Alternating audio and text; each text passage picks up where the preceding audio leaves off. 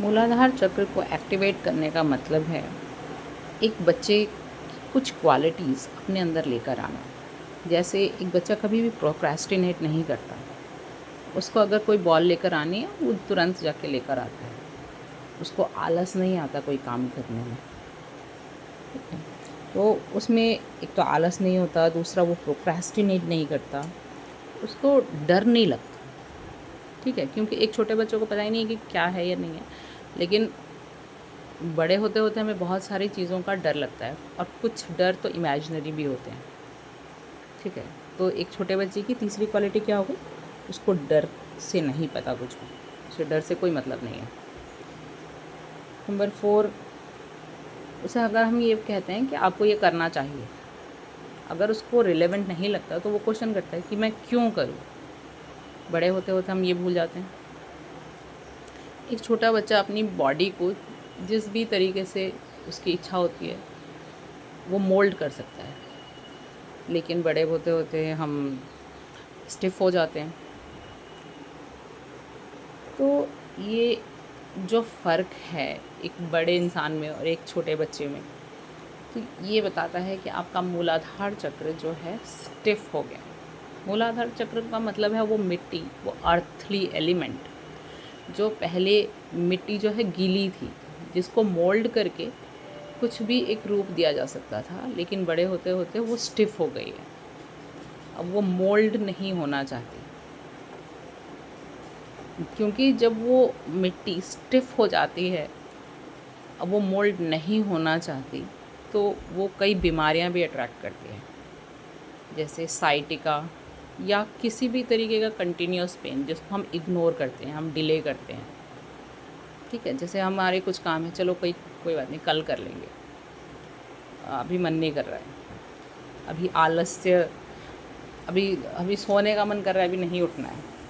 ठीक है, तो ये वाली चीज़ें हैं जो आपके मूलाधार चक्र की एनर्जी को बिगाड़ती हैं।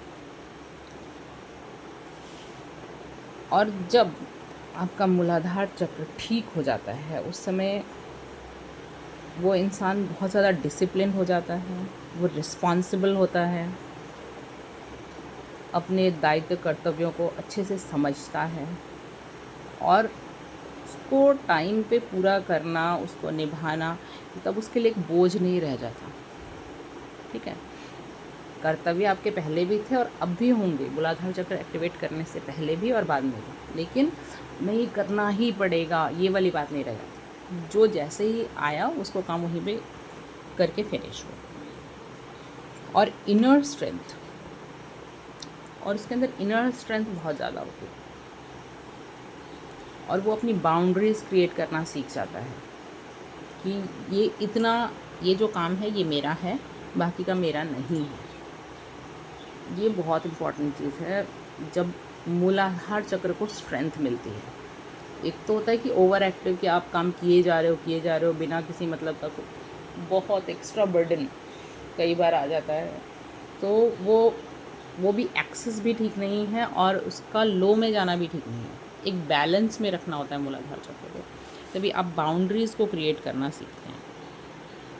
उसमें रिस्क टेकिंग फैक्टर भी आ जाता है कि आप कोई भी नई चीज़ ट्राई कर सकते हैं, लेकिन जब किसी का मूलाधार चक्र हील्ड नहीं है, वो नई चीज़ों को ट्राई करने से डरेगा, वो नई चीज़ें वो लेगा भी नहीं हाथ में। इसमें एबिलिटी होती है किसी भी नए काम को करने की, और दूसरा किसी जो भी काम हाथ में लिया है उसको पूरा करने की एबिलिटी।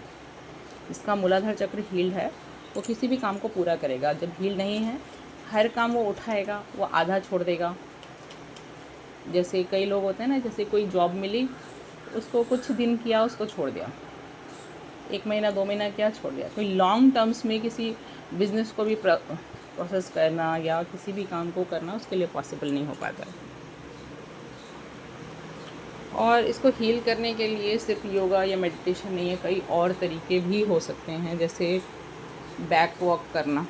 ठीक है, back walk means reverse walk जिसको कहते हैं, कि पीछे पीछे की तरफ चलो, तो आपकी अवेयरनेस जो है पीछे की तरफ आ जाती है। ठीक है, क्योंकि हम हमेशा आगे की तरफ चलते हैं, तो थोड़ा सा जब हम पीछे की तरफ चलने लगेंगे तो अवेयरनेस अपने बैलेंस करने की कोशिश हो जाती है। ज़मीन को टच करना, नंगे पैर घास पर चलने की कोशिश करना, ठीक है, अर्थ पर कुछ देर बैठना या टच में रहना अर्थ के, और कुछ भी कोई भी चीज़ ब्लाइंडली ना करना।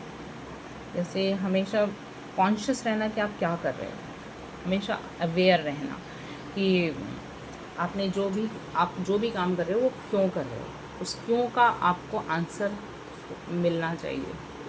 विदाउट एनी रीज़न अगर आप कुछ करते हैं, वो भी एक बैक ऑफ द माइंड एक इमोशन स्टक रहता है कि हाँ मैंने क्यों किया ये नहीं पता। अब धीरे धीरे हमें आदत हो जाती है तो हम वो काम करते हैं, क्यों करते हैं वो नहीं पता। तो क्यों करते हैं वो नहीं पता, दैट मीन्स वहाँ पर कुछ ब्लॉकेज क्रिएट हो गया। वो ब्लॉकेजेस जब हट जाते हैं तभी मूलाधार चक्र एक्टिवेट होने लगता है। जो लोग हमारे आमतौर की ज़िंदगी में देखे जाते हैं वो है सबसे ज़्यादा साइटिका पेन। साइटिका का पेन होता ही इसलिए है क्योंकि हमारे जो जमे हुए इमोशंस हैं जो कि हम शेयर नहीं कर सकते किसी भी रीज़न से, वो हमारे हिप जॉइंट्स में ब्लॉकेज की तरह काम करते हैं।